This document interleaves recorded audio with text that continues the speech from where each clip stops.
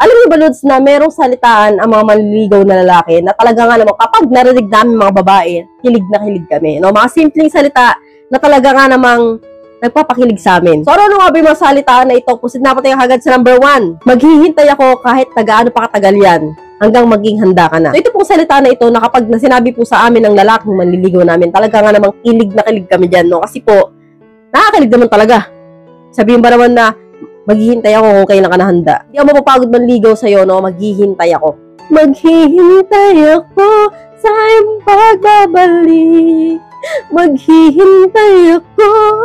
Ano man ang mangyari, sabihin mo. Diba? So, pag po yun ay narinig namin sa isang lalaki, hilig na hilig kami. Kasi nga naman, parang romantiko yung dating, no? Maghihintay ba naman eh. So, proceed na po tayo agad sa number 2. Sa'yo lang ako tinamaan ng ganito, no? Ito po ay isa rin po nakakakilig sa isang babae na sinabi ng lalaki na, alam mo, sa'yo lang ako tinamaan ng ganito. No? Hindi ko ito naramdaman sa ibang babae. Sa'yo lang talaga.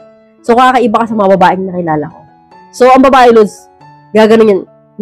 Maniwala ako sa'yo. Pero, deep inside, kilig na kilig po yan. Kaya po, I suggest na kapag nanliligaw kayo sa isang babae, no, sabihin niyo po yung mga salita na ito. Para po lumaki yung tenga ng mga babae. So, proceed na po tayo agad sa number 3. So, katang laging nakikita, no, alam niyo, Lods, gusto talaga marinig ng isang babae ito na gusto ko like kita nakikita, nakakausap, no, ang babae, Lods, no, na in love or na-develop sa mga manliligaw naming ganito na lalaki, no. Talaga ka naman kakilig-kilig at ka-inlove tumagat tong salitaan ng isang lalaking manliligaw namin, no.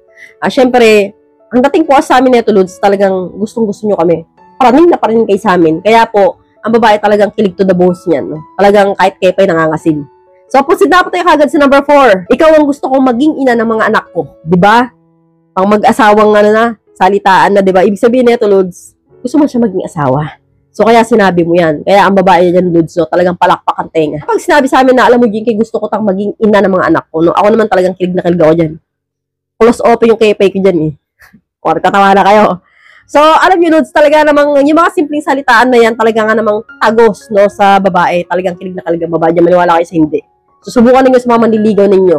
Ewan ko lang. Parang kumain ng kamyas yan. Sobrang asim. Sobrang kilig.